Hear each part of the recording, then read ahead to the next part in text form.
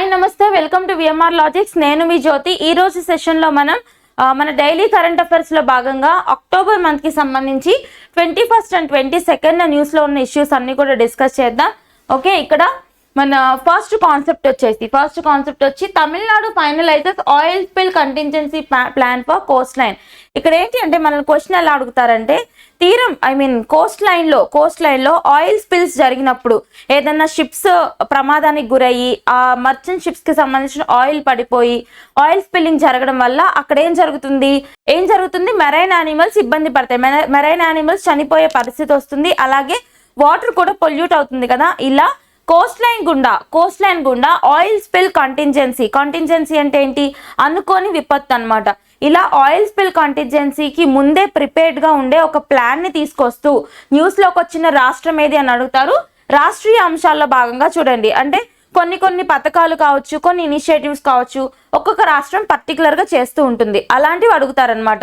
ఇక్కడ పర్టికులర్ గా oil spill కంటింజెన్సీని treat చేయడానికి, ఆయిల్ స్పిల్ కంటింజెన్సీని ముందుగానే తగ్గించడానికి, ఆయిల్ స్పిల్ కంటింజెన్సీని ప్రివెంట్ చేయడానికి ఒక కార్యాచరణ తీసుకొస్తూ, ఒక ప్లాన్ తీసుకొస్తూ న్యూస్ లోకి వచ్చిన రాష్ట్రం తమిళనాడు. ఓకేనా, very very important. So identifying the risk areas, the Tamil Nadu state oil spill disaster contingency plan has identified 4 districts has very high risk for oil spills. అయితే ఇక్కడ ప్రతి స్టేట్ కి సంబంధించి డిజాస్టర్ మేనేజ్మెంట్ బోర్డు ఉంటుంది కదా, అంటే ఆంధ్రప్రదేశ్కి ఉంటుంది, తెలంగాణకు ఉంటుంది, అలాగే తమిళనాడు కూడా ఉంది. ఇలా Tamil Nadu disaster management board Tamil Nadu రాష్ట్రానికి సంబంధించి 4 జిల్లాల్ని very high risk oil spill areas గా గుర్తించారంట. ఆ 4 డిస్ట్రిక్ట్స్ ఏంటో చూడండి, ఖచ్చితంగా అడుగుతారు ఎగ్జామినేషన్ లో. Ramanathapuram, Thoothukudi, Gulf of Mannar islands, Tiruvallur. ఏంటి, Ramanathapuram, Thoothukudi, Gulf of Mannar islands, Thiruvalluvar. ఈ 4 డిస్ట్రిక్ట్స్ ని హై రిస్క్ ఏరియాస్ గా గుర్తించారంట Tamil Nadu state disaster management board వాళ్ళు. ఓకేనా, వెరీ వెరీ ఇంపార్టెంట్ కాన్సెప్ట్, గుర్తుపెట్టుకోండి. అండ్ ఆల్సో మనకి ఇక్కడ ఇంకొక పాయింట్ ఏంటి అంటే, వీటితో పాటు ఈ 4 జిల్లాలతో పాటు Kanyakumari and Chennai are consider the high risk areas కింద కన్యాకుమారిని, చెన్నైని కూడా కన్సిడర్ చేశారు. అలాగే 15 సెన్సిటివ్ జోన్స్ ని కూడా డిక్లేర్ చేయడం జరిగింది. కొన్ని జోన్స్ ని, ఆ జోన్స్ పేర్లు ఏంటో చూడండి సరిపోతుంది. ఏం ఉన్నాయి ఏం లేవు అని అడిగితే మనం ఎలిమినేట్ చేసే విధంగా ఉంటే సరిపోతుంది. ఒకసారి పేర్లు చూద్దామా. గల్ఫ్ ఆఫ్ మన్నార్, తూతుకుడి, తర్వాత beaches at Mandapadu, Rameswaram, Tiruchendur, next Palk Bay and Kanyakumari, next mangroves in Pudukkottai and Thanjavur. Mangroves అంటే మడ అడవులు అంటారు కదా. మ్యాంగ్రూవ్స్ కి సంబంధించి యూనియన్ గవర్నమెంట్ ఒక స్కీమ్ కూడా ఉంది, ఐడియా ఉందా? మిస్టీ ఏంటది, mangroves initiative for shore line habitat. Okay, గుర్తుపెట్టుకోండి, very very important. And Tharangambadi and Velankanni beaches, next Vedaranyam and Muthupet lagoons, Pichavaram, అలాగే Kaliveli and Cheyyur lagoons, urban beaches in Chennai. ఓకేనా, ఇవి మనకి ఎకో సెన్సిటివ్ జోన్స్ కింద 15 సెన్సిటివ్ జోన్స్ కింద డిక్లేర్ చేయడం జరిగింది.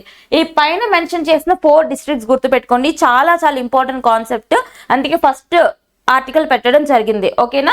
And next one, national police commemoration day October 21. National police commemoration డేగా ఏ రోజుని జరుపుకుంటారు, ఏ డేట్ ని జరుపుకుంటారు అంటే అక్టోబర్ 21వ రోజుని జరుపుకుంటారనమాట. ఎందుకు జరుపుకుంటారో చూద్దాం.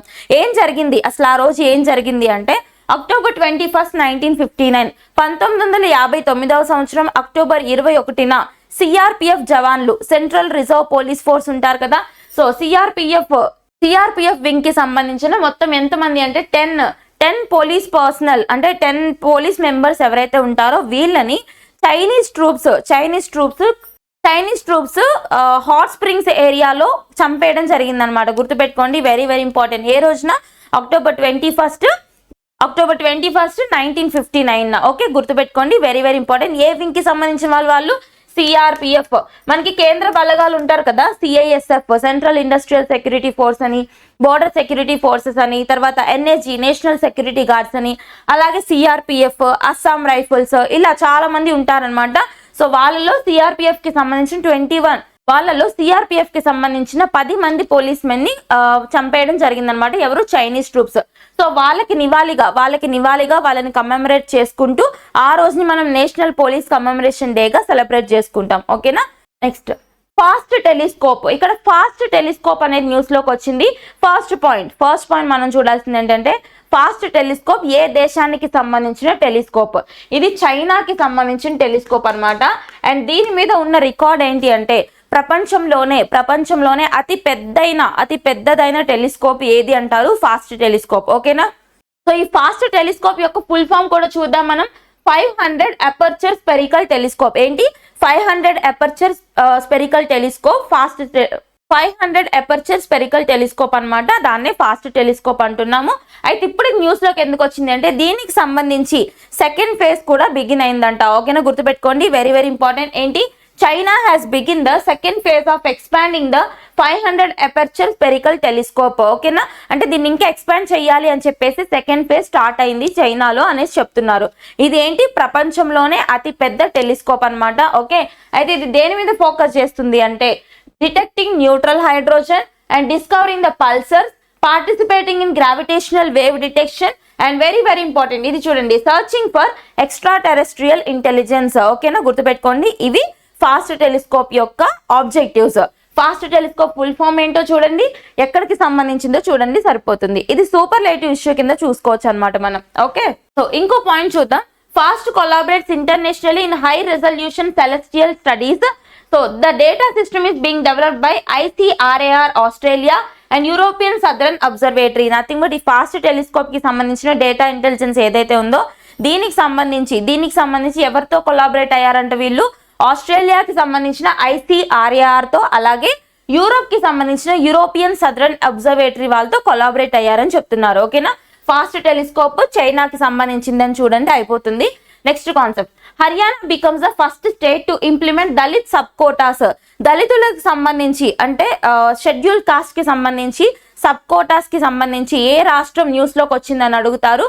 అంటే నథింగ్ బట్ ఏంటంటే ఈ రాష్ట్ర ప్రభుత్వం వాళ్ళ రాష్ట్రంలో ఉన్న దళితులు ఎవరైతే ఉంటారో వీళ్ళని డివైడ్ చేసి రీక్లాసిఫై చేసి వాళ్ళకి మళ్ళీ గవర్నమెంట్ జాబ్స్ లో కోటా కల్పించడం అనమాట. ఓకే, గుర్తుపెట్టుకోండి, రీసెంట్ గా ఏ రాష్ట్ర ప్రభుత్వం దళిత్స్ కి సంబంధించి సబ్ కోటాని తీసుకొస్తూ న్యూస్ లోకి వచ్చిందని అడుగుతారు.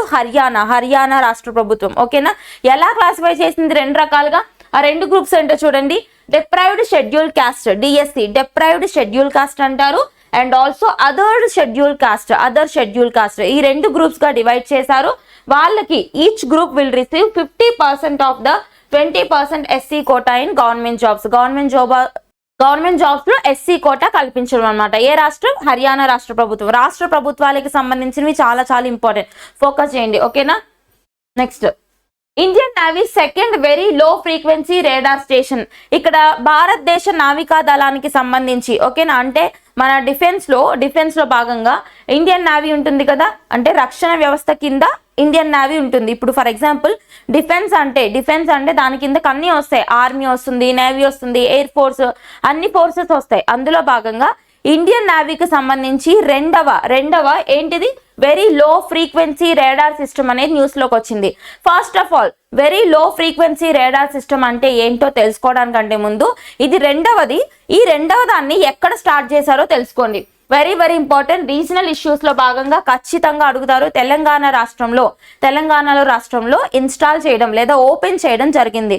చూద్దాం ఎక్కడ అంటే, defence minister inaugurated the second VLF communication station of the Indian navy in the Damagundam forest, Telangana. ఎక్కడండి, తెలంగాణకి సంబంధించిన దామగుండం ఫారెస్ట్ లో ఇనాగ్రేట్ చేయడం జరిగిందనమాట. And the first VLF radar station. So ఇప్పుడు చెప్పింది సెకండ్ అని చెప్పాం కాబట్టి ఫస్ట్ ఏంటో కూడా తెలియాలి కదా.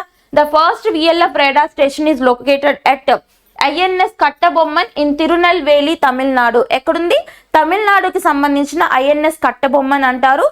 సో తమిళనాడుకి సంబంధించిన తిరునల్వేలి ప్రాంతంలో ఉంటుంది. అయితే దాన్ని ఏమన్నారు, INS కట్టబొమ్మన్. గుర్తుపెట్టుకోండి, VLFS రేడార్ స్టేషన్ మొట్టమొదటిది ఎక్కడుంది, తమిళనాడులో తిరునల్వేలిలో ఉంది. దాని పేరేంటి, INS కట్టబొమ్మన్. అండ్ రెండవది ఎక్కడ, తెలంగాణ రాష్ట్రానికి సంబంధించిన దామగుండం ఫారెస్ట్ ఏరియా. ఓకేనా, వెరీ వెరీ ఇంపార్టెంట్, గుర్తుపెట్టుకోండి. అండ్ ఇక్కడ ఈ VLF రేడార్ స్టేషన్ అసలు దాని వర్క్ ఏంటి, దాని ఆబ్జెక్టివ్ ఏంటో తెలుసుకోండి. ఇక్కడ the VLF stations help the navy communicate with the submarines even at the greater depths, enhancing India's maritime operational capabilities. Nothing but మీకు సబ్మెరైన్స్ గురించి నేను చెప్పా, ఇప్పటికీ చాలా సార్లు చెప్పాను. జలాంతర్గాములు అని చెప్పి మొత్తం ఇండియన్ నావీకి సంబంధించి 17+2 అని చెప్పేసి చెప్పానా. 17 వచ్చేసి డీజిల్ ఆధారిత సబ్మెరైన్స్ జలాంతర్గాములు, 2 వచ్చేసి న్యూక్లియర్ పవర్ సబ్మెరైన్స్ అని. ఇప్పుడు రీసెంట్ గా మూడవది కూడా వచ్చింది. మనకి మూడవది కూడా వస్తుందని చెప్తున్నారు అర్థమైంది. కాకపోతే మూడవది ఇనాగ్రేట్ చేయడానికంటే ముందు 4వ దాన్ని కూడా ఇనాగ్రేట్ చేశారు, అది కూడా నేను డిస్కస్ చేస్తాను. సో సబ్మెరైన్స్ అంటే మీకు తెలుసు ఓవరాల్ గా అంటే ఏంటి, సముద్రం లోపల వెళ్తాయి అవి, పైన వెళ్ళేవి షిప్స్, లోపల వెళ్ళేవి సబ్మెరైన్స్ అన్నమాట. వాటిని మనం ఏమంటాం, జలాంతర్గాములు అని పిలుస్తాం. ఓకేనా. సో ఈ సబ్మెరైన్స్ ఏవైతే ఉన్నాయో ఇవి ఈవెన్ ఎంతో గ్రేటర్ డెప్త్స్ లో ఉన్నప్పటికీ కూడా, అంటే సముద్రం లోపల ఎంతో లోతుకి ఉన్నప్పటికీ కూడా వాటితో ఇండియన్ నేవీ ఈజీగా కమ్యూనికేట్ చేయగలుగుతుందంట. ఈ VLF very low frequency radar stations వల్ల. అర్థమవుతుందా, గుర్తుపెట్టుకోండి. సబ్మెరైన్స్ తో గుర్తుపెట్టుకోండి, వెరీ వెరీ ఇంపార్టెంట్. సబ్మెరైన్స్ తో కమ్యూనికేట్ చేయగలుగుతుంది ఎంత డెప్త్ లో ఉన్నప్పటికీ కూడా రేడార్ స్టేషన్స్. ఓకేనా, వెరీ వెరీ ఇంపార్టెంట్. అలాంటి రేడార్ స్టేషన్ నేవీలో, మన ఇండియన్ నేవీలో ఎన్ని ఉన్నాయి, ఇప్పటికి 2 ఉన్నాయి. మొట్టమొదటిది ఎక్కడుంది, తమిళనాడు. ఇప్పుడు రెండవది వచ్చింది, గుర్తుపెట్టుకోండి, Telangana. Next, first Asian India track 1 cyber policy dialogue. ఇక్కడ ఏషియన్ కూటమి, ఏషియన్ గ్రూపింగ్ మీకు తెలుసు కదా, Asian association of south east Asian nations అంటే తూర్పు దక్షిణ ప్రాంతానికి సంబంధించిన ఆసియా దేశాలు ఏవైతే ఉంటాయో సౌత్ ఈస్ట్ ఏషియన్ నేషన్ అన్నమాట. సో ఇవి మొత్తం ఎన్ని ఉన్నాయంటే 11 ఉన్నాయి. ఏంటి, ఏషియన్ కంట్రీస్ ఎన్ని ఉన్నాయి అని అడుగుతారు. 11 కంట్రీస్ ఉన్నాయి. ఇలా ఏషియన్ కంట్రీస్ కి అలాగే ఇండియన్ గవర్నమెంట్ కి మధ్య ఒక సైబర్ సెక్యూరిటీ డైలాగ్ అనేది జరిగింది రీసెంట్ గా. డైలాగ్ అంటే నథింగ్ బట్ ఒక cyber security summit or memorandum లాంటిది అనమాట. అయితే దీని ఉద్దేశం ఏంటో చూద్దాం. This dialogue was recently held in, ఎక్కడ జరిగిందని అడుగుతారు. ఏంటి, ఏషియన్ సమ్మిట్, ఏషియన్ గ్రూపింగ్ కి అలాగే ఇండియన్ గవర్నమెంట్ కి మధ్య సైబర్ సెక్యూరిటీ డైలాగ్ రీసెంట్ గా ఎక్కడ జరిగింది అంటారు, సింగపూర్ లో జరిగిందనమాట. Okay, to discuss the evolving cyber threat landscape, national cyber policies and new ICT developments. Okay, very very important. So cyber policies కొత్తవి తీసుకురావడం, అలాగే ఇన్ఫర్మేషన్ అండ్ కమ్యూనికేషన్ టెక్నాలజీని ఇంకా అభివృద్ధి చేయడం, అండ్ సైబర్ సెక్యూరిటీ అనేది కరెక్ట్ గా మెయింటైన్ చేయడం, ఎటువంటి సైబర్ ఫ్రాడ్స్ కి లోన్ అవ్వకుండా. దీని యొక్క ఉద్దేశం అన్నమాట, నోవెల్ టెక్నాలజీస్ ద్వారా. ఓకేనా, సో అర్థమైంది కదా. ఓకే, ఇక్కడ మనం చూడాల్సిన అడిషనల్ పాయింట్ ఏంటి, ఏషియన్ గ్రూపింగ్ లో ఉన్న 11 దేశాలంటే గుర్తుపెట్టుకోండి ఇవన్నమాట. So Indonesia, Vietnam, Laos, Brunei, తర్వాత Thailand, Myanmar, Philippines, Cambodia, Singapore, Malaysia, East Timor. Very very important. ASEAN కూటమిలో రీసెంట్ గా యాడ్ అయిన 11వ కంట్రీ ఏది అంటారు, East Timor. Okay, very very important, గుర్తుపెట్టుకోండి. ఏషియన్ కూటమిలో ఉన్నవి 11 దేశాలు. అండ్ ఇక్కడ ఏషియన్ గ్రూపింగ్ ఎప్పుడు ఫామ్ అయింది, 1967 1967వ సంవత్సరంలో ఫామ్ అయింది అనమాట. సో 1967 అంటే మీకు ఏదన్నా చట్టం గుర్తొస్తుందా, 1967 UAPA unlawful activities prevention act. Okay, కొన్ని క్లబ్ చేసుకుని చదవండి. ఓకే, వేరేవన్నీ కూడా కలిపి చదివితే ఏమవుతుందంటే కామన్ గా ఉన్న ఇయర్స్ అన్ని కూడా మనకు గుర్తొచ్చేస్తాయి అనమాట. ఓకే, ఇక్కడ 1967లో for the first time ASEAN కూటమి ఫామ్ అయింది. ఫౌండింగ్ మెంబర్స్ లేదా ఫౌండింగ్ కంట్రీస్ ఎన్ని అంటే మొత్తం 5 దేశాలతో ఫస్ట్ ఫామ్ అయింది. ఆ 5 దేశాలు ఏంటి అంటే Indonesia, Malaysia, Philippines, Singapore, Thailand. ఏంటి, Indonesia, Malaysia, Philippines, Singapore, Thailand founding members 5 1967లో. ఇప్పుడు మొత్తం 11 మంది ఉన్నారనమాట ఏషియన్ గ్రూపింగ్ లో. ఇండియా ఉందా ఏషియన్ గ్రూపింగ్ లో అంటే లేదు. Very very important point, India లేదు ఏషియన్ గ్రూపింగ్ లో. అందుకే ఏషియన్ గ్రూపింగ్ కి ఇండియాకి మధ్య మీటింగ్ జరిగింది. దేనికి సంబంధించి, సైబర్ సెక్యూరిటీ డైలాగ్. ఎక్కడ జరిగింది, సింగపూర్ లో జరిగింది. ఓకేనా, సింగపూర్ లో జరిగిందని గుర్తుపెట్టుకోండి. And very very important point, Asian grouping కి సంబంధించిన హెడ్ క్వార్టర్స్ ఎక్కడ, ఏషియన్ హెడ్ క్వార్టర్స్ ఎక్కడ అని అడుగుతారు. జకార్తా, ఇండోనేషియాకి సంబంధించిన ఓల్డ్ క్యాపిటల్ జకార్తాలో ఏషియన్ గ్రూపింగ్ యొక్క హెడ్ క్వార్టర్స్ ఉన్నాయన్నమాట. ఓల్డ్ క్యాపిటల్ అని నేను ఎందుకు అన్నానండి, ఇండోనేషియాకి సంబంధించి న్యూ క్యాపిటల్ అనౌన్స్ చేశారు కదా, ఆల్రెడీ డెవలప్ చేస్తున్నారు. ఏంటి ఇండోనేషియా న్యూ క్యాపిటల్, నుసంతరా. ఓకేనా, very very important point, focus చేయండి. ఎందుకు మార్చారు, క్లైమేట్ చేంజ్ ఎఫెక్ట్స్ వల్ల మార్చడం జరిగింది క్యాపిటల్ ని. Next, India Colombia signed audio visual co production agreement. ఇక్కడ ఆడియో విజువల్ రంగానికి సంబంధించి, ఆడియో విజువల్ టెక్నాలజీ రంగానికి సంబంధించి ఒక కో ప్రొడక్షన్ అగ్రిమెంట్ భారతదేశం ఏ దేశంతో చేసుకుంది అని అడుగుతారు. ఏంటి ఇండియా అండ్ కొలంబియా కలిసి audio visual co production agreement ని సైన్ చేశాయి. ఓకేనా, ఇక్కడ అసలు కో ప్రొడక్షన్ అంటే ఏంటో చూడండి. A co production is a joint venture between 2 or more production companies for the purpose of producing a feature film, television, web show or series, so on. Nothing but co production అంటే పేరులోనే ఉంది, 2 లేదా అంతకంటే ఎక్కువ countries యొక్క production companies కలిసి అక్కడ ఒక ఫీచర్ ఫిలిం ని కానీ ఒక వెబ్ సిరీస్ ని కానీ తయారు చేయడమే ఈ కో ప్రొడక్షన్ యొక్క ఉద్దేశం అన్నమాట. ఓకే, ఇలాంటి ఒక audio visual co production agreement recent గా భారతదేశం ఏ కంట్రీతో సైన్ చేసింది అంటే కొలంబియాతో సైన్ చేసిందని గుర్తుపెట్టుకోండి. Very very important concept. ఓకేనా, అండ్ ఇక్కడ కొన్ని పాయింట్స్ ఉన్నాయి, మిమ్మల్ని డీటెయిల్ గా అడిగే ఛాన్స్ ఉంటుంది. చూద్దాం. Currently India has co production treaties with 16 countries. అంటే ఇప్పటికి కో ప్రొడక్షన్ ట్రీటీస్ లేదా కో ప్రొడక్షన్ అగ్రిమెంట్, ట్రీటీ అన్న అగ్రిమెంట్ అన్న మెమరాండం అన్న ఒకటే. ఓకేనా, co production treaties agreements Indian government కి ఎన్ని కంట్రీస్ తో ఉన్నాయి ఇప్పటి వరకు అంటారు. కొలంబియా కాకుండా 16 దేశాలతో ఉంది, అండ్ కొలంబియాతో కలిపి 17 దేశాలు అయినాయి అనమాట. ఓకేనా, 17 కంట్రీస్ తో ఉంది. Colombia is the 17th country with which India sign the co production agreement. Clear, గుర్తుపెట్టుకోండి, చాలా చాలా important. PMECRG and MAHA EV initiatives, ఇదేంటంటే మనకి the Anusandhan national research foundation. Okay, ministry of science and technology కింద, department of science and technology కింద Anusandhan national research foundation అని ఒకటి ఉంటుంది. అంటే మొత్తం భారతదేశంలో మొత్తం మీద సైంటిఫిక్ రీసెర్చ్ ని పెంపొందించే విధంగా ఉన్న ఒక శాఖ అన్నమాట, లేదా ఒక పాలసీ. అదేంటి, ఆ ఫౌండేషన్ పేరేంటి, అనుసంధాన్ నేషనల్ రీసెర్చ్ ఫౌండేషన్. ఏ మినిస్ట్రీ కిందండి, ministry of science and technology, శాస్త్ర సాంకేతిక మంత్రిత్వ శాఖ కింద ఉంటుంది అనుసంధాన్ నేషనల్ రీసెర్చ్ ఫౌండేషన్ అనేది. ఓకే, వీళ్ళు ఇప్పుడు ఏమేమి ఇనిషియేట్ చేశారు అనేది న్యూస్ వచ్చిందనమాట. చూద్దాం మనం. The Anusandhan national research foundation announced the launch of prime minister early care research grant. ఏంటి, prime minister early care research grant and the mission for advancement in high impact areas electric vehicle mission. Nothing but ఇక్కడ 2 projects వచ్చినాయి. Simple గా చూద్దాం. First project ఏంటో చూద్దాము. The PMECRG అనేది మొట్టమొదటిది. అది దేని గురించి అంటే, it invites the early career researchers to join the countries transformative journey and contribute to the advancement of India's scientific excellence and innovation. Nothing but యువత ఎవరైతే ఉంటారో త్వరగా అంటే చిన్న ఏజ్ లోనే త్వరగా వాళ్ళు సైంటిఫిక్ రీసెర్చ్ వైపు ప్రోత్సహించే విధంగా, అండ్ వాళ్ళ ద్వారా వాళ్ళ నాలెడ్జ్ ని యూజ్ చేసుకుని కంట్రీ కూడా ఫాస్ట్ గా డెవలప్ అయ్యే విధంగా తీసుకొచ్చిన ఒక ఇనిషియేటివ్ అన్నమాట. ఏంటది, PMECRG. సో పేరులోనే ఉంది, చదవండి, ఇప్పుడు అర్థమవుతుంది మీకు.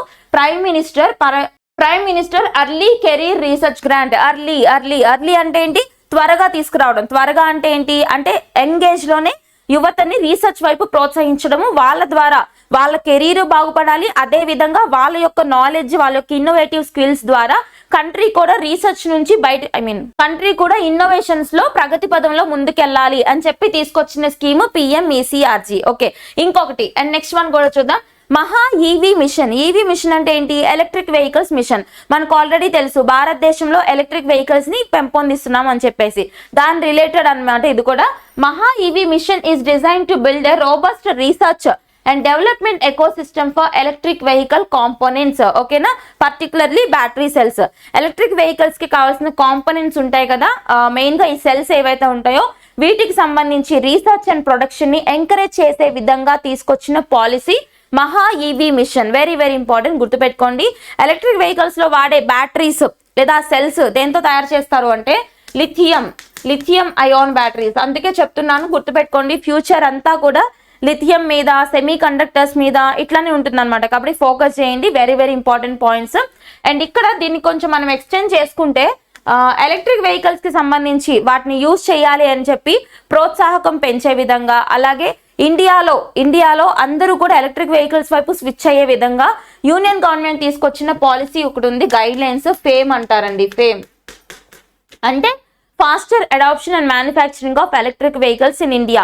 ఇది ఆల్రెడీ 3 వర్షన్స్ కంప్లీట్ అయింది. ఏంటి, FAME 1.0, FAME 1, FAME 2.0, FAME 3.0. FAME 3.0 place లోనే రీసెంట్ గా మనకి PME డ్రైవ్ వచ్చింది. ఏంటి, పిఎం ఈ డ్రైవ్ గుర్తుందా? నేను ఆల్రెడీ కరెంట్ అఫైర్స్ లోనే డిస్కస్ చేస్తాను, డైలీ కరెంట్ అఫైర్స్ లో పిఎం ఈ డ్రైవ్ అని, పిఎం ఈ బస్సు సేవ అని చెప్పి రెండు ఒకే రోజు చెప్పాను. సో లింక్ చేసుకోండి ఈ స్కీమ్స్ అన్ని, యూనియన్ గవర్నమెంట్ కి సంబంధించి చాలా చాలా ఇంపార్టెంట్. ఇప్పుడు ఈ రెండు తీసుకొచ్చింది Anusandhan national research foundation. Detail గా చదవండి, హర్రీ బర్రీగా చదివితే క్వశ్చన్స్ కవర్ అవ్వవు ఈ రోజుల్లో, ఓకేనా?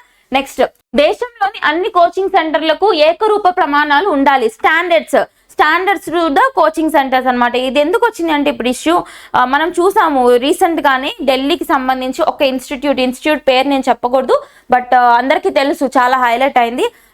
ఐఏఎస్ కోర్స్ ఇన్స్టిట్యూట్ అనమాట, సివిల్ సర్వీసెస్ ఇన్స్టిట్యూట్. దానికి సంబంధించి అక్కడ ఫ్లడ్స్ రావడంతో కింద ఉన్న సెల్లార్లో, కింద ఏరియా ఏదైతే ఉంటుందో అక్కడ 3 విద్యార్థులు మరణించడం జరిగింది. గుర్తుందా మీకు? చాలా హైప్ అయింది. సో దానికి సంబంధించి సుప్రీంకోర్టు రీసెంట్ గా కొన్ని గైడ్ లైన్స్ తీసుకొచ్చింది. ఏం చెప్పారు చూద్దాము.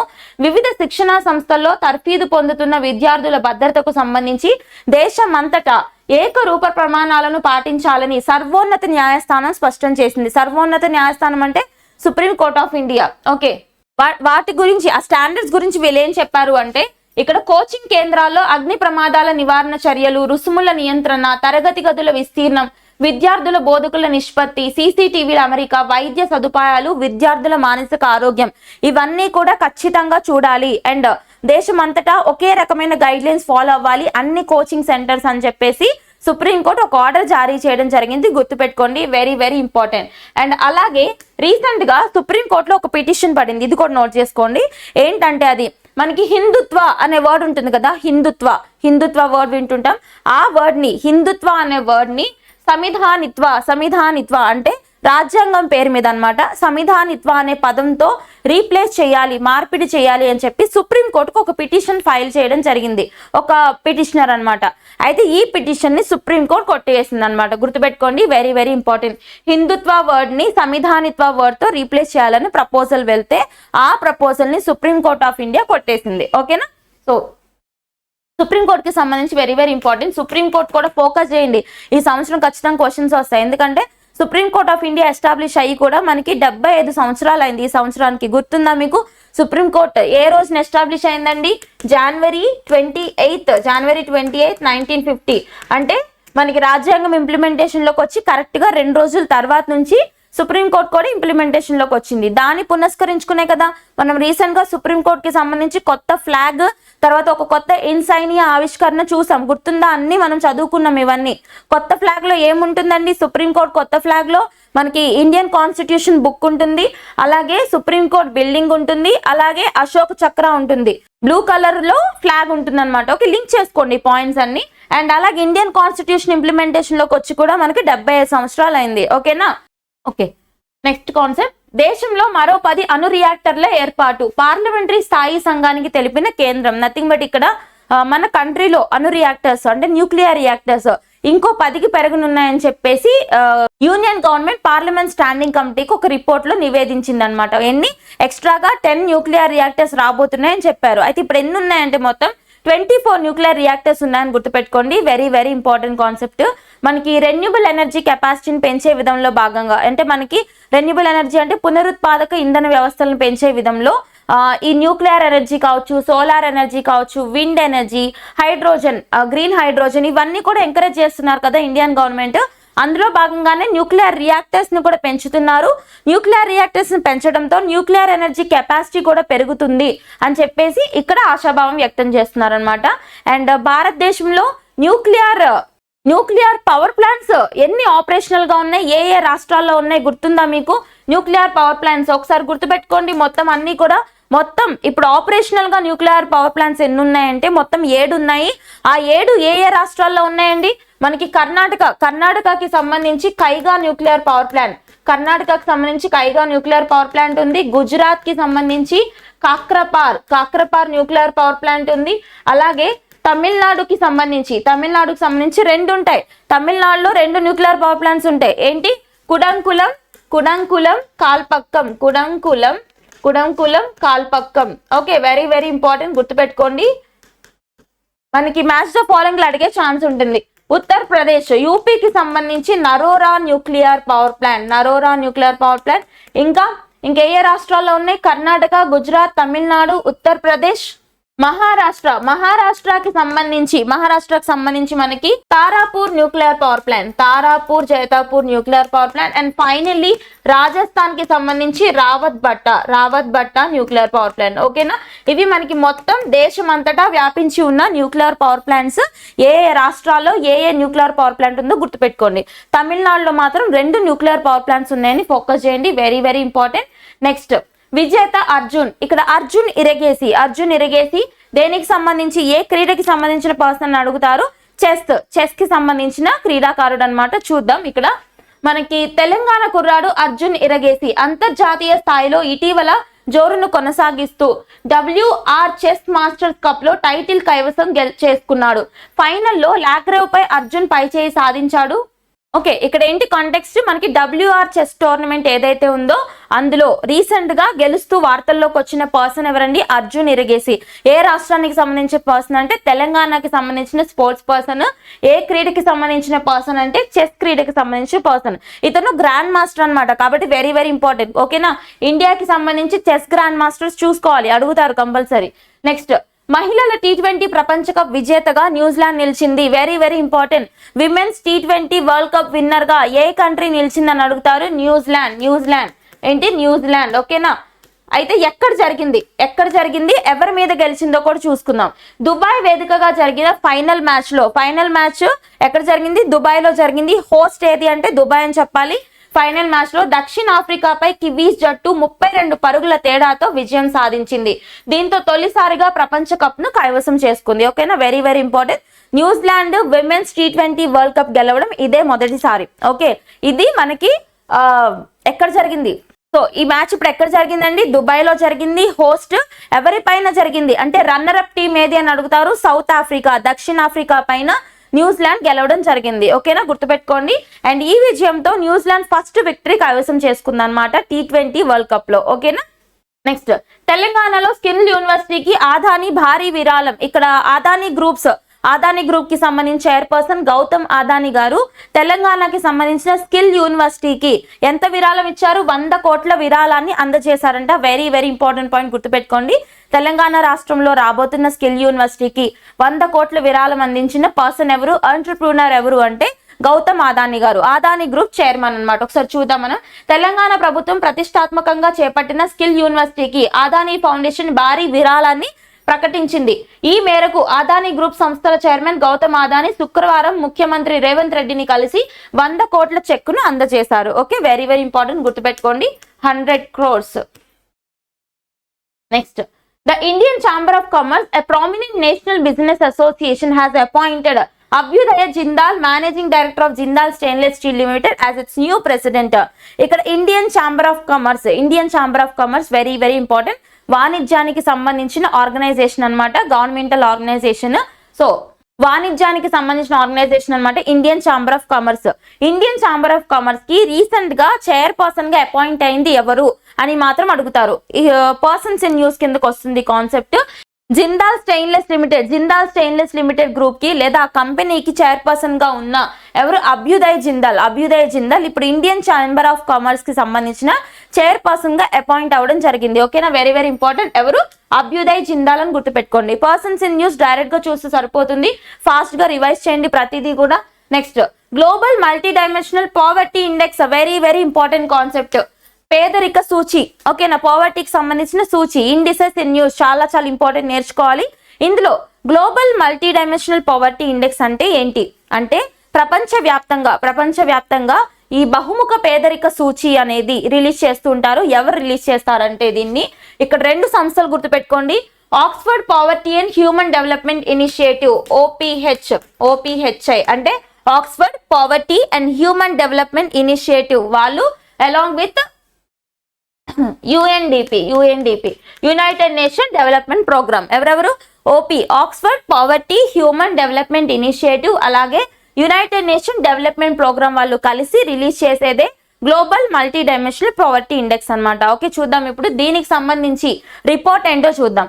మొత్తం 112 దేశాల్లో పేదరిక స్థాయిలను అంచనా చేశాయి. ఎన్ని దేశాల్లో అంట? 112. ప్రతి పాయింట్ ఇంపార్టెంట్. నేను ఇక్కడ రాసేవన్నీ చూసుకోండి, ఓకేనా? మీకు క్లారిటీగా ఉంటుందని నేను ఏ పాయింట్ చదవాలో చెప్తున్నా. ఎవరు రిలీజ్ చేస్తారో చూడాలి. ఫస్ట్ దేనికి సంబంధించిందో చూడాలి. బహుముఖ పేదరిక సూచి, మల్టీ డైమెన్షనల్ పవర్టీ ఇండెక్స్, అది కూడా ప్రపంచ వ్యాప్తంగా చూస్తాం కాబట్టి గ్లోబల్. సో ప్రపంచ వ్యాప్తంగా ఎన్ని కంట్రీస్ ని పరిగణలోకి తీసుకున్నారు? ఇక్కడ 112 కంట్రీస్ ని పరిగణలోకి తీసుకుని రిలీజ్ చేశారనమాట. సో చూద్దాము. ఇక్కడ ప్రపంచంలో అత్యధికంగా పేదలు భారత్ లో ఉన్నారు. అర్థమవుతుందా? మొత్తం ప్రపంచ వ్యాప్తంగా అత్యధికంగా పేదలు ఉన్న దేశం ఏది అంటే ఇండియా. ఎంత ఉన్నారు? 23.4 crores ఉన్నారు. ఇప్పుడు చూడండి, మన కంట్రీలో పాపులేషన్ వచ్చి 144 crores. అందులో 23.4 crores persons multidimensionally poor గా ఉన్నారంటే చూడండి ఎంత ఎక్కువ పవర్టీ ఉందో ఇండియాలో. ఓకే, మనం టాప్ 5 కంట్రీస్ చూసుకుందాము. ఖచ్చితంగా వస్తాయి స్టేట్మెంట్స్. ఫస్ట్ ప్లేస్ లో భారత్ ఉంది. సెకండ్ ప్లేస్ లో పాకిస్తాన్ 9.3 కోట్లు, ఇథియోపియా 8.6 కోట్లు, నైజీరియా 7.4 కోట్లు, కాంగో 6.6 కోట్లు. ఇక్కడ చూడండి, ఫస్ట్ ప్లేస్ కి సెకండ్ ప్లేస్ కి చాలా డిఫరెన్స్ ఉంది. ఇండియాలో ఎంత ఉంది? 23.4 ఉంటే పాకిస్తాన్ లో మనకి 9.3 crores ఉందన్నమాట. పాకిస్తాన్ లో అంటే ఎంత డిఫరెన్స్ ఉంది చూసారా ఫస్ట్ సెకండ్ ప్లేస్ కి. సో ఇండియా అనేది మల్టీ డైమెన్షనల్ పవర్టీ ఇండెక్స్ లో టాప్ ప్లేస్ ని సెక్యూర్ చేసుకుంది. కొన్ని ఇండిసెస్ లో టాప్ ఉండాలి, కొన్నిట్లో చిన్నగా ఉంటే మంచిదన్నమాట.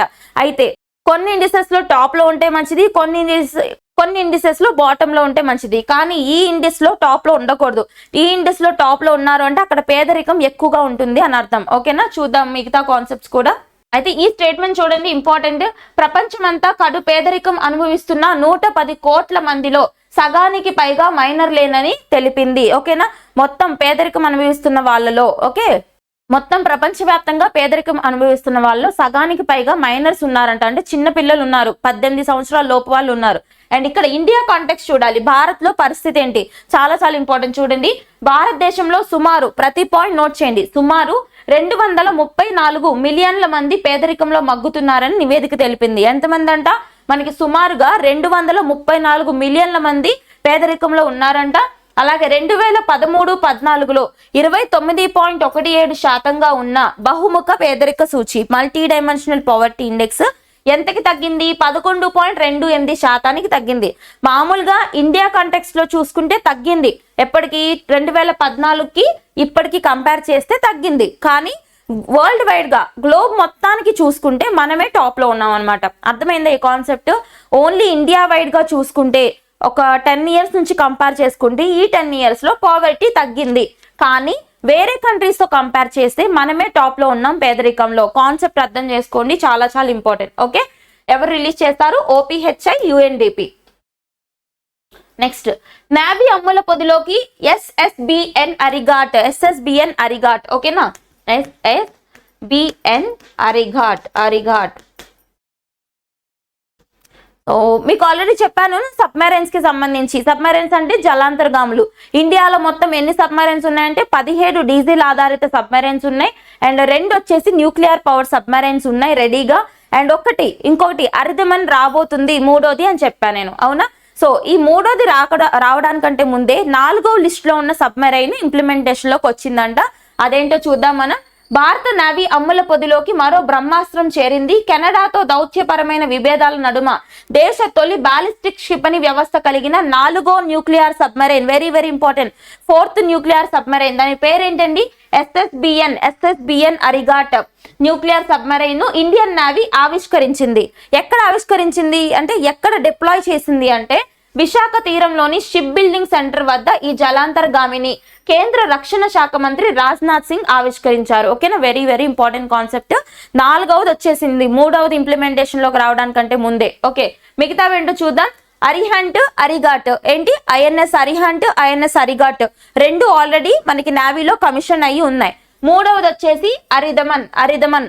ఇది రాబోతుంది, ఇంకా రాలేదు 3వది. కానీ 3వది వర్క్ కంప్లీట్ అవడానికంటే ముందే 4వది ఇన్స్టాల్ చేయడం జరిగింది, అంటే డిప్లాయ్ చేయడం జరిగింది అనమాట. ఎక్కడ డిప్లాయ్ చేశారు? విశాఖపట్నం డాక్ దగ్గర డిప్లాయ్ చేయడం జరిగింది. ఓకేనా?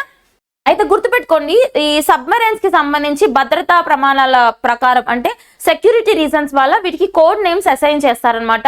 అలా ఈ 4th న్యూక్లియర్ సబ్మెరైన్ ఏదైతే ఉందో దీని యొక్క కోడ్ నేమ్ ఏది అని అడుగుతారు, S4 స్టార్. S4 స్టార్ అంటే 4th న్యూక్లియర్ సబ్మెరైన్ అనమాట, SSBN. Okay, very very important. మీకు ఆల్రెడీ చెప్పాను నేను, ఇవి న్యూక్లియర్ పవర్ సబ్మెరైన్స్, అణు ఆధారిత సబ్మెరైన్స్. డీజిల్ ఆధారిత సబ్మెరైన్స్ ఎన్ని ఉన్నాయి ప్రెసెంట్? 17 ఉన్నాయి. 17 గుర్తున్నాయా? ఏమేమి చెప్పాను నేను? 17 డీజిల్ ఎలక్ట్రిక్ సబ్మెరైన్స్ 3 క్లాసెస్ కి సంబంధించి ఉంటాయి అనమాట. ఆ 3 క్లాసెస్ ఏంటి? ఫాస్ట్ గా రివైజ్ చేయండి ఒకసారి. 3 క్లాసెస్ లో మొట్టమొదటిది క్లాస్ వచ్చేసి శిశుమార్ క్లాస్ ఆఫ్ సబ్మెరైన్స్ ఎన్ని ఉన్నాయి భారతదేశ అమ్ముల పొదిలో అంటే మన డిఫెన్స్ లో అంటే 4 ఉన్నాయి అనమాట. 4 ఉన్నాయి. టెక్నాలజీ వచ్చేసి జర్మన్ టెక్నాలజీ అని గుర్తుపెట్టుకోండి, జర్మన్. నెక్స్ట్ శిశుమార్ తర్వాత సింధు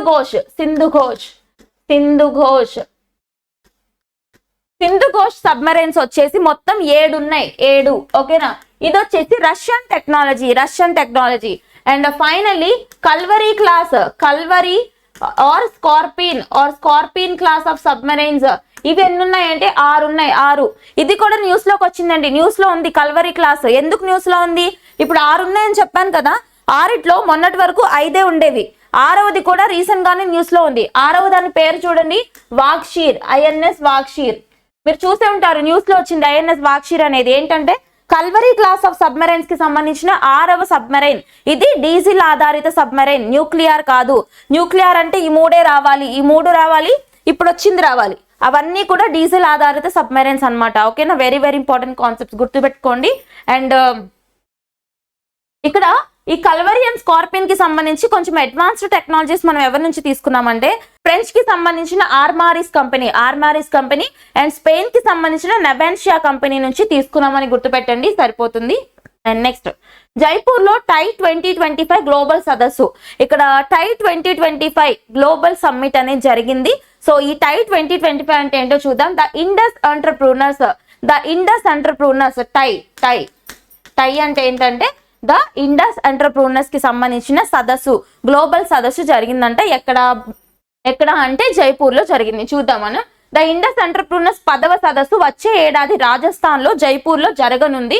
రాజస్థాన్ విభాగం ఏర్పడి 25 ఏళ్లైన సందర్భంగా దీన్ని నిర్వహించనున్నట్లు టై ఒక నెక్స్ట్ కాన్సెప్ట్. జైపూర్ లో టై 2025 గ్లోబల్ సదస్సు. ఇక్కడ జైపూర్ అంటే ఎక్కడ ఉంది? రాజస్థాన్ లో ఉంది కదా.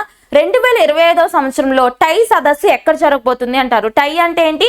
ద ఇండస్ ఎంటర్ప్రూనర్స్ యొక్క సదస్సు 2025వ సంవత్సరంలో ఎక్కడ జరగబోతుంది? హోస్ట్ ఏది అని అడుగుతారు. రాజస్థాన్ లో కూడా Jaipur. Okay, very very important. చూద్దాం మనం. రాజస్థాన్ విభాగం ఏర్పడి 25 ఏళ్లు అయిన సందర్భంగా దీన్ని నిర్వహించనున్నట్లు టై ఒక ప్రకటనలో తెలిపింది. ఓకే, గుర్తుపెట్టుకోండి, వెరీ వెరీ ఇంపార్టెంట్. ఈ టై అనేది ఎప్పుడు ఫామ్ అయింది అంటే ఇండస్ ఎంటర్ప్రూనర్స్ 1992వ సంవత్సరంలో ఫామ్ అయింది. అయితే ఇది దేనికి సంబంధించింది అంట? ఎంటర్ప్రూనర్షిప్ కి సంబంధించి. ఓకే, బిజినెస్ ఎలా చేయాలి దానికి సంబంధించి మెంటార్షిప్ ఇవ్వడం అంటే గైడెన్స్ ఇవ్వడము, ఎడ్యుకేట్ చేయడం అంటే అవేర్నెస్ తీసుకురావడం, అలాగే ఫండింగ్స్ లేని వాళ్ళకి ఫండింగ్ ఇచ్చి ప్రోత్సాహం అందించడం అనమాట. దేనికి సంబంధించి? ఎంటర్ప్రూనర్షిప్ కి సంబంధించి. ద ఇండస్ ఎంటర్ప్రూనర్స్ ఎప్పుడు ఫామ్ అయిందండి? 1992లో ఫామ్ అయింది. నెక్స్ట్ మెటాతో ఏపీ ఒప్పందం. ఇక్కడ ఒప్పందం ద మెమరాండం న్యూస్ లోకి వచ్చిందనమాట. ఇక్కడ ఆంధ్రప్రదేశ్ ప్రభుత్వం మెటాతో ఒక ఒప్పందం కుదుర్చుకుంది. మెటా తెలుసు కదా, ఫేస్బుక్, వాట్సాప్ వీటన్నిటికి సంబంధించి మాతృక సంస్థ మెటా అంటారు. చూద్దాం. కుల ధృవీకరణ పత్రాలే కాదు ఇతర సేవలు వేగంగా అందేలా ఏపీ ప్రభుత్వం మెటాతో కీలక ఒప్పందం కుదుర్చుకుంది. సో వాట్సాప్ ద్వారా రాష్ట్ర ప్రజలకు ఈ సేవలు అందించేలా ఒప్పందం చేసుకున్నట్లు మంత్రి నారా లోకేష్ తెలిపారు. Nothing but certificates. ఏదైనా ఒక సర్టిఫికెట్ కావాలంటే ఈ రోజుల్లో పరిస్థితి ఎలా ఉంటుందంటే ఆఫీసుల చుట్టూ తిరగాలన్నమాట. ఓకేనా, ఆఫీసెస్ చుట్టూ తిరగాల్సిన అవసరం వస్తుంది. మీ సేవ చుట్టూ, సచివాలయం చుట్టూ ఇట్లా. అలా కాకుండా కుల ధృవీకరణే కాదు అంటే కాస్ట్ సర్టిఫికేటే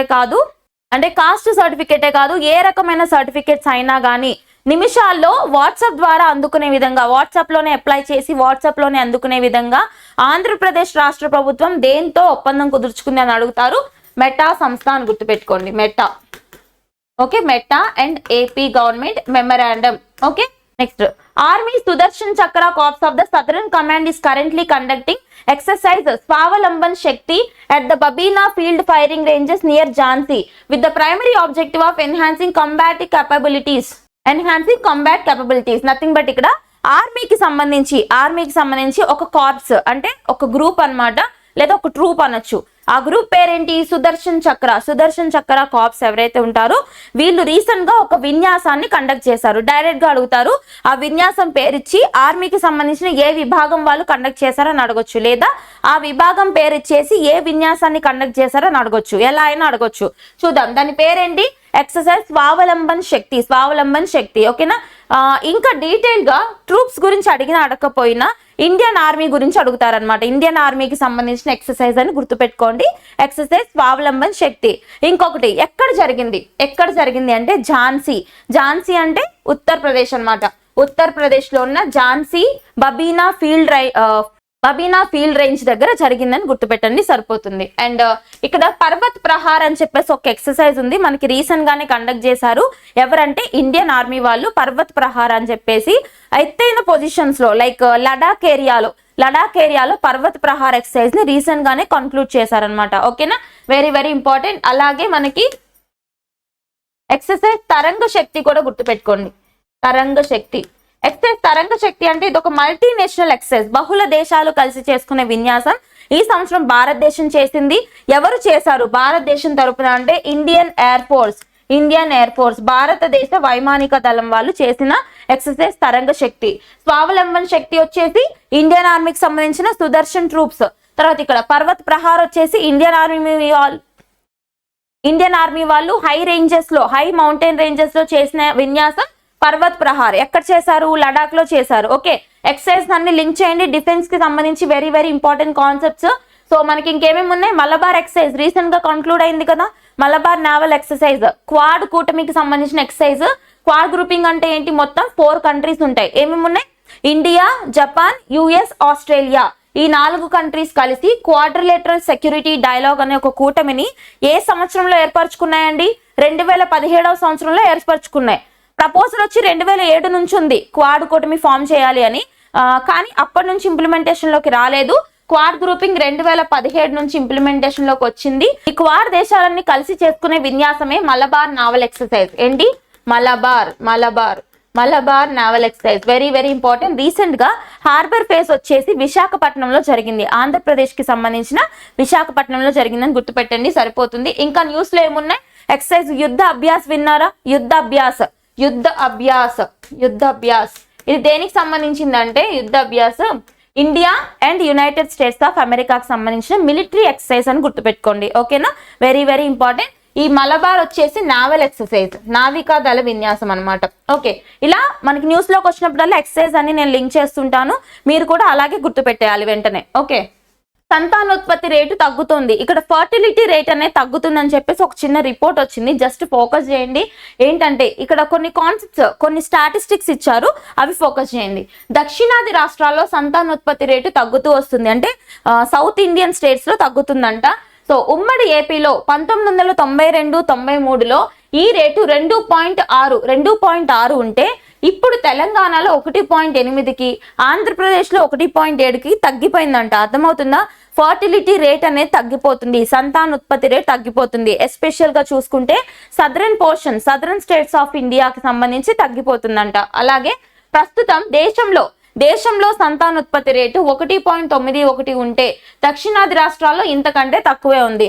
నేషనల్ యావరేజ్ ఎంత ఉంది? 1.91 ఉంది నేషనల్ యావరేజ్. నేషనల్ యావరేజ్ కంటే సౌత్ ఇండియన్ స్టేట్స్ లో తక్కువ ఉందన్నమాట. ఫర్ ఎగ్జాంపుల్ ఏపీ, తెలంగాణ గురించి చెప్తున్నారు వీళ్ళు.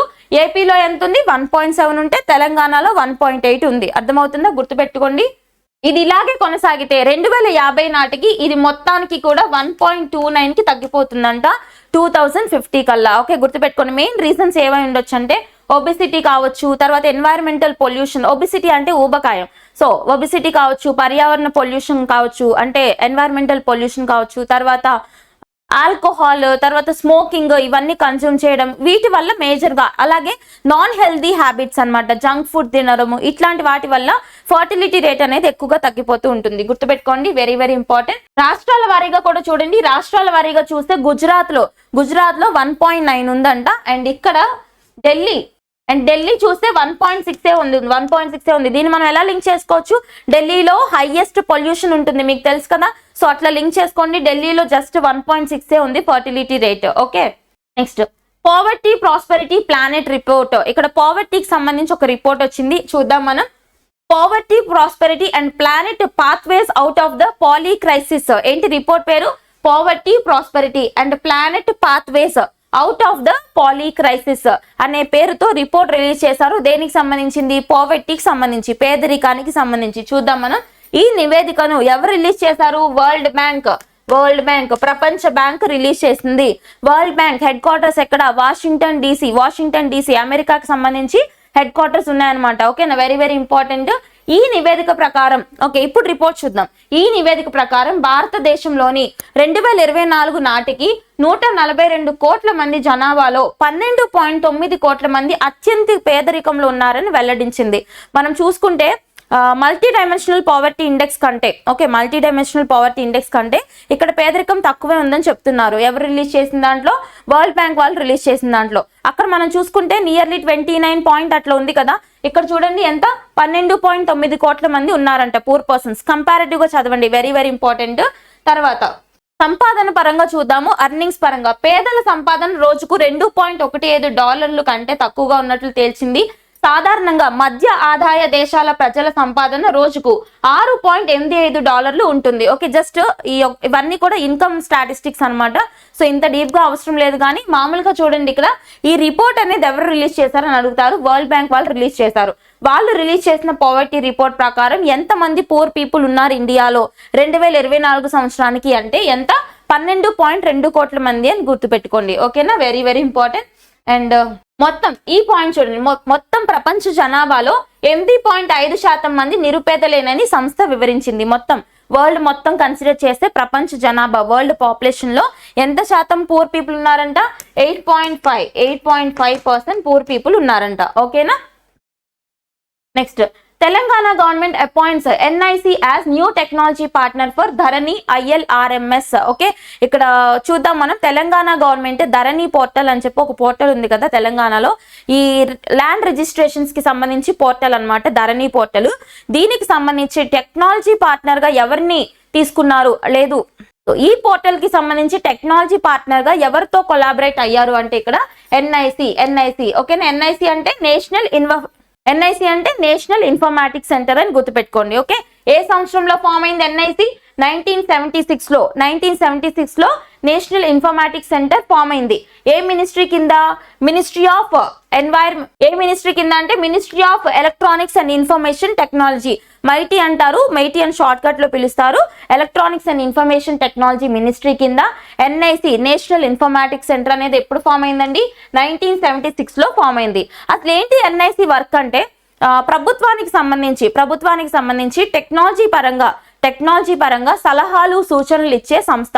Technology partner to Indian government ఏంటి, నేషనల్ ఇన్ఫర్మాటిక్స్ సెంటర్. ఇప్పుడు ఇదే ఎన్ఐసి తెలంగాణ గవర్నమెంట్ కి సంబంధించిన ధరణి పోర్టల్ కి కూడా టెక్నాలజీ పార్ట్నర్ గా జాయిన్ అయిందంట. ఓకేనా, గుర్తుపెట్టుకోండి, వెరీ వెరీ ఇంపార్టెంట్. ధరణి అనేది ఎక్కడికి సంబంధించిన స్కీమ్ అంటే తెలంగాణ రాష్ట్రానికి సంబంధించిన రిజిస్ట్రేషన్ స్కీమ్.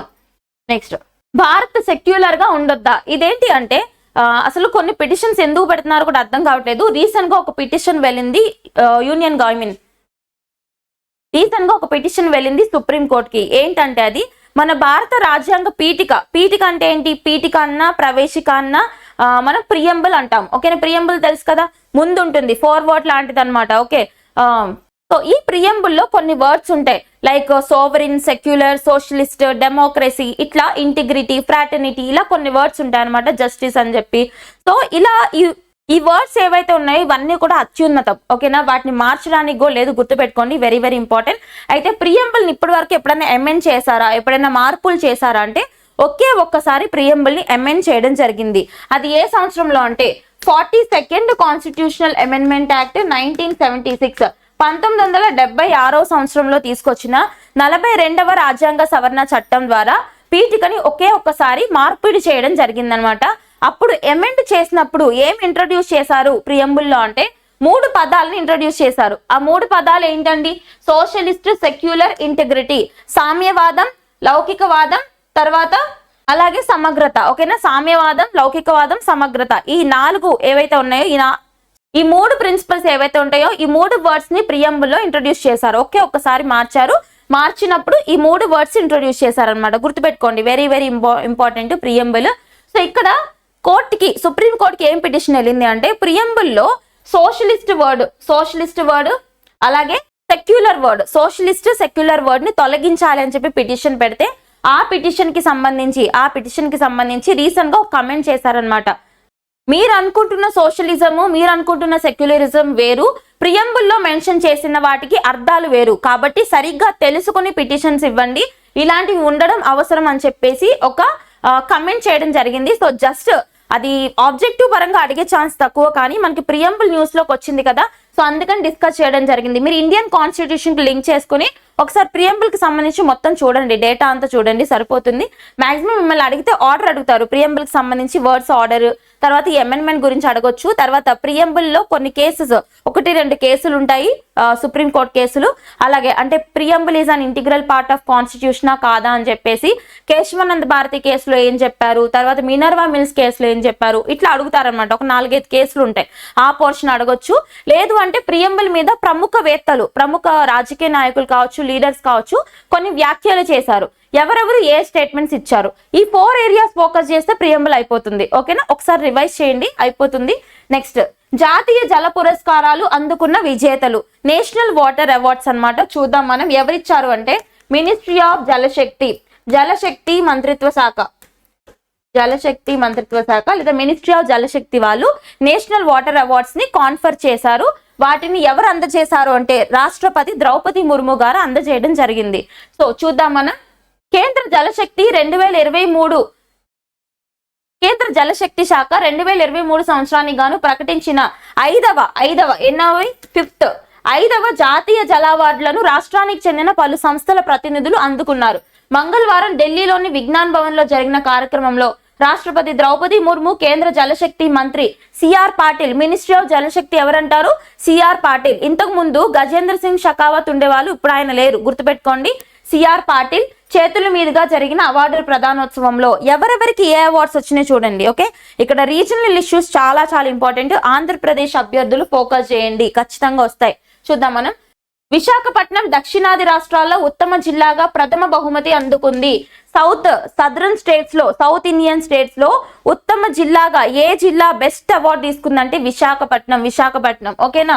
అండ్ నెక్స్ట్, ఉత్తమ గ్రామ పంచాయతీల కేటగిరీలో అనంతపురం జిల్లాలోని హంపాపురం 3వ బహుమతి, సంస్థల కేటగిరీలో గుంటూరులోని కోనేరు లక్ష్మయ్య ఎడ్యుకేషనల్ ఫౌండేషన్ 2వ బహుమతి, విశాఖపట్నానికి చెందిన Shri Tirumala Nagar resident welfare association 3వ బహుమతి కైవసం చేసుకున్నాయి. ఓకేనా, గుర్తుపెట్టుకోండి. And very very important, Tirupati IIT ప్రత్యేక అవార్డు గెలుచుకుంది. స్పెషల్ అవార్డు ఏ ఐఐటి గెలుచుకుందంటే Tirupati IIT. Okay, regional issues లో భాగంగా నేషనల్ వాటర్ అవార్డ్స్ 2023 లేదా 5th ఎడిషన్ 5వ ఎడిషన్ యొక్క నేషనల్ వాటర్ అవార్డ్స్ ఎవరికి సంబంధించినవి, మినిస్ట్రీ ఆఫ్ జలశక్తి వాళ్ళు ఇచ్చినవి. సో ఆంధ్రప్రదేశ్ అభ్యర్థులు ఫోకస్ చేయండి, కంపల్సరీ వస్తాయి క్వశ్చన్స్. ఓకేనా. ఐఐటి తిరుపతి QCIతో అవగాహన ఒప్పందాలు. ఇక్కడ ఐఐటి తిరుపతి QCI కలిసి ఒక మెమరాండం చేసుకున్నాయి. అదేంటో చూద్దాం. డ్రోన్స్ కి సంబంధించి అనమాట ఇది. డ్రోన్స్ అంటే ఏంటండి, అన్మాన్డ్ ఎయిర్ వెహికల్స్ కి సంబంధించిన ఒప్పందం. చూద్దాం. డ్రోన్ సదస్సులో భాగంగా కేంద్ర ప్రభుత్వ సంస్థ quality council of India Tirupati ఐఐటీల ద్వారా డ్రోన్ల రంగంలో సహకారానికి 2 అవగాహన ఒప్పందాలను ప్రభుత్వం కుదుర్చుకుంది. అర్థమైందా? ఇక్కడ ఏంటి అంటే QCI of India, quality council of ఇండియాకి ఐఐటి తిరుపతి వాళ్ళు డ్రోన్స్ తయారు చేసి ఇవ్వాలన్నమాట. ఇది ఒప్పందం. అయితే ఏంటో చూద్దాం. అవి ఓర్వకల్లులో డ్రోన్ హబ్ ఏర్పాటు చేస్తున్నట్లు ప్రభుత్వం ప్రకటించడంతో, ఎక్కడ డ్రోన్ హబ్ ఎక్కడ ఏర్పాటు చేస్తున్నారు? ఆంధ్రప్రదేశ్ లో ఓర్వకల్లు గుర్తుందా? న్యూస్ లోకి వచ్చింది మనకి. ఆగస్ట్ మంత్ లో smart cities national industrial development corridor programme కింద స్మార్ట్ సిటీస్ ని తీసుకురావాలని చెప్పేసి మొత్తం 12 స్మార్ట్ సిటీస్ కి కేంద్ర ప్రభుత్వం ఆమోదం తెలిపింది. ఏ ministry of housing and urban affairs వాళ్ళు ఆగస్టు మంత్ లో 12 స్మార్ట్ సిటీస్ కి ఆమోదం తెలిపాయి కేబినెట్ లో. ఆ 12 స్మార్ట్ సిటీస్ లో 2 ఆంధ్రప్రదేశ్ లో కూడా ఉన్నాయి. అందులో ఒకటి కొప్పర్తి, గుర్తుపెట్టుకోండి. ఇంకొకటి ఓర్వకల్లు. ఓకేనా, వెరీ వెరీ ఇంపార్టెంట్. సో ఇక్కడ ఓర్వకల్లులోనే డ్రోన్ కి సంబంధించిన హబ్ ఏర్పాటు చేస్తున్నారంట ఆంధ్రప్రదేశ్ ప్రభుత్వం వాళ్ళు. నెక్స్ట్ 2 MOUలు కీలకంగా మారతాయని అధికారులు పేర్కొన్నారు. రాష్ట్రంలో ఏర్పాటు చేసే స్టార్టప్లకు సర్టిఫికేషన్, పైలట్ శిక్షణ అందించేందుకు వీలుగా QCIతో ప్రభుత్వం అవగాహన ఒప్పందం కుదుర్చుకుంది. డైరెక్ట్ గా గుర్తుపెట్టుకోండి, ఇక్కడ IIT తిరుపతికి, తర్వాత QCIకి, క్వాలిటీ కౌన్సిల్ ఆఫ్ ఇండియాకి మధ్య డ్రోన్స్ కి సంబంధించిన మెమరాండం అన్నమాట. ఓకేనా? That's all about the issues cover today. ఇంకేమైనా కవర్ అవ్వకపోతే మిస్సెలేనియస్ గా నెక్స్ట్ క్లాస్ లో డిస్కస్ చేద్దాం. Keep learning. Thank you so much.